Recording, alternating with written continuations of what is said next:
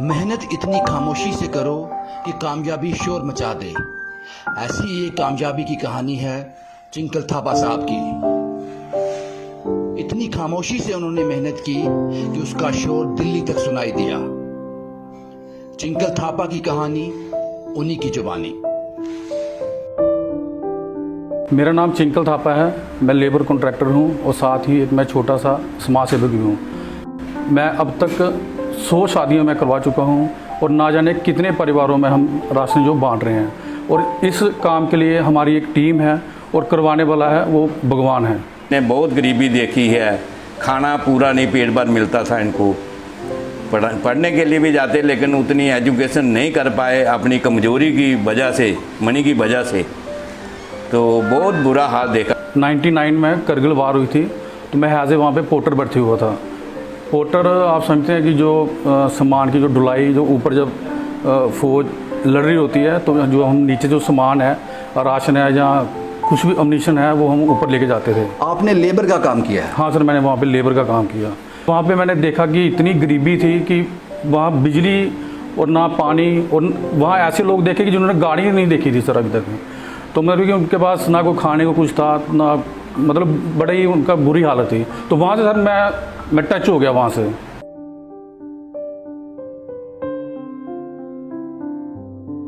Contract ख़त्म हो गया, फिर उसके बाद मैं फिर जम्मू वापस आ गया। फिर सर मैंने एक सिक्योरिटी गार्ड की मैंने नौकरी की, जिसके लिए मुझे 2000 रुपये सैलरी थी।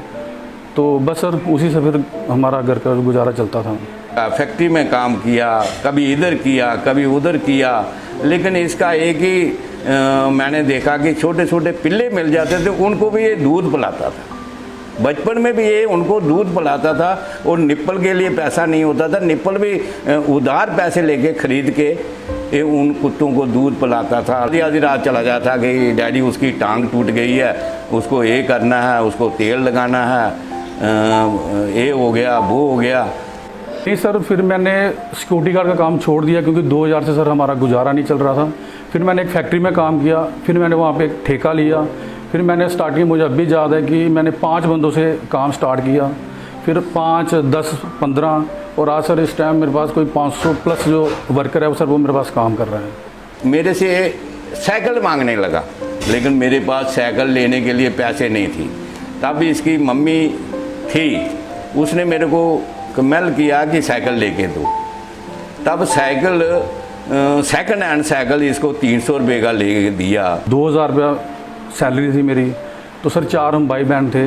तो सर हालात हमने वो देखे हैं कि अगर चावल थे, सब्जी नहीं थी, सब्जी थी चावल नहीं था, दूध नहीं था, तो सर बड़े बुरे हाल देखे हैं मैंने सर अपनी ज़िंदगी में।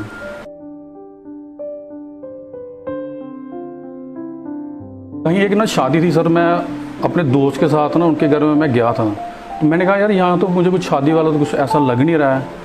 तो अचानक मेरी नज़र ना उनके माँ बाप पे पड़ी सर। तो वो भी ऐसे थोड़े से मायूस से लग रहे थे सर।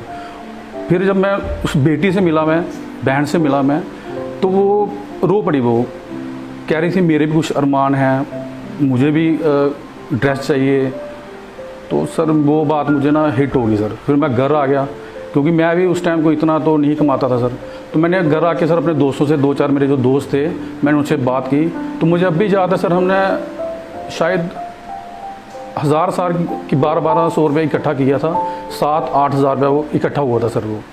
तो वो 7-8 हज़ार रुपये पे हमने उस बेटी को एक ड्रेस लेके दिया था और सर हमने खाना लगवाया था। और जिस दिन जब मैं दूसरे दिन गया तो सर जो उनकी चेहरे की मुस्कुराहट थी सर, तो मैंने उसी दिन ये ठान लिया कि चिंकल इसी के लिए बना है और मैं यही काम करूँगा सर। बस सर यहाँ से मेरा ये सफ़र जो है स्टार्ट हो गया सर। सोचता था कि लोग जो सेवा करते हैं ये सिर्फ दिखावे की या कोई प्रॉफिट के लिए काम करते हैं। तो मैंने सोचा चिंकल भी ऐसे ही कोई सेवा करते होंगे। इनको फ़ायदा है, लोगों की दुआएं मिल रही हैं, बहुत ऊंचा नाम है हमारे शहर में, बड़ी ब्राह्मण में। लेकिन फिर मैंने सोचा मैं इसको ज्वाइन करूंगा और फिर मैंने 3 साल, लगभग 3 साल पहले इनके साथ काम करना शुरू किया और इनके साथ सेवा में जाकर देखा कि इनको प्रॉफिट तो कुछ भी नहीं है। जो भी ये काम करते हैं सिर्फ लोगों की दुआएं मिलती हैं और कुछ नहीं मिलता है सर। 7-8 हज़ार रुपये में वो सफ़र स्टार्ट हुआ था। छोटे लेवल पे हो, बड़े लेवल पे हो, आज हम 1 लाख रुपया भी हम खर्च कर सकते हैं। तो सर इस काम के लिए हमारी एक टीम है, करवाने वाला ऊपर वाला है, वही हमें शक्ति देता तो सर हम कर रहे हैं। तब मैं नई नई शादी करके आई थी, मैंने सोचा ये मेरा घर है, मेरे भी कुछ अपने सपने थे कि मेरा घर होगा, डाइनिंग हॉल होगा, ये होगा, लेकिन एक स्टोर जैसा था, उसमें मेरा सामान कम और इनका सेवा का सामान ज़्यादा रहता था। लोगों के लिए फ्रिज, कूलर, टीवी सब था, सब सामान था, और मेरा सामान, मुझे ऐसा लगा कि मैं कहाँ शादी करके आ गई। मैंने कहा अभी देख लो, मैं तो बदलने वाला तो हूँ नहीं, मुझे तो ये करना है सेवा। अगर मुझे भगवान ने मौका दिया है तो मैं तो ये सेवा करूँगा ही। तो शुरू में सर काफ़ी परेशानी हुई है, बट अब वो समझ गई है कि ये ऐसे ही है, ये ऐसे रहेगा।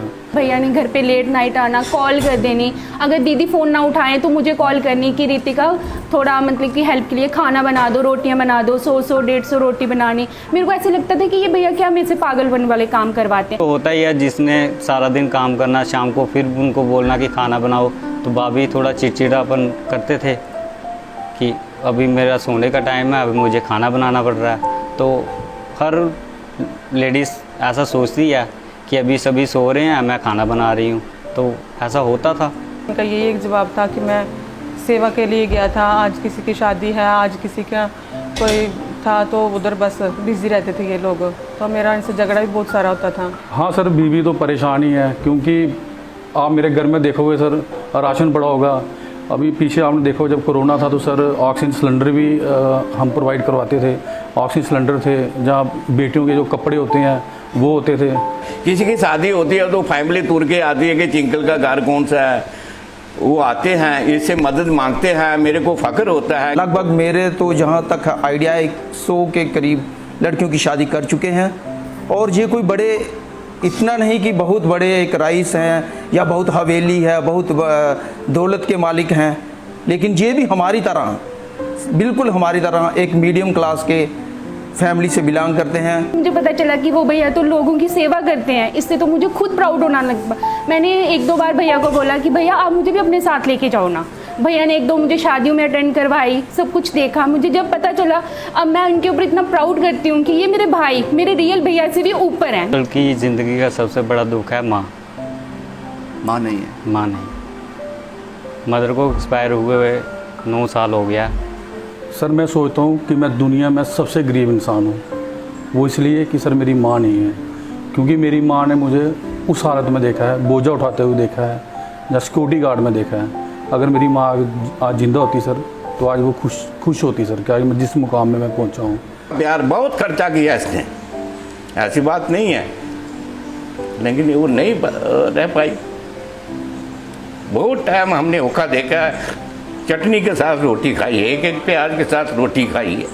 और इन बच्चों का उस टाइम मैं भी सोचता था कि इनकी शादी कैसे करूँगा, लेकिन इन्होंने खुद कमाया, इसने अपना भी शादी किया, छोटे भाई का भी किया, बहनों का भी किया, मेरे ऊपर बोझ नहीं आने दिया। पता है कि मेरी माँ वापस नहीं आएगी।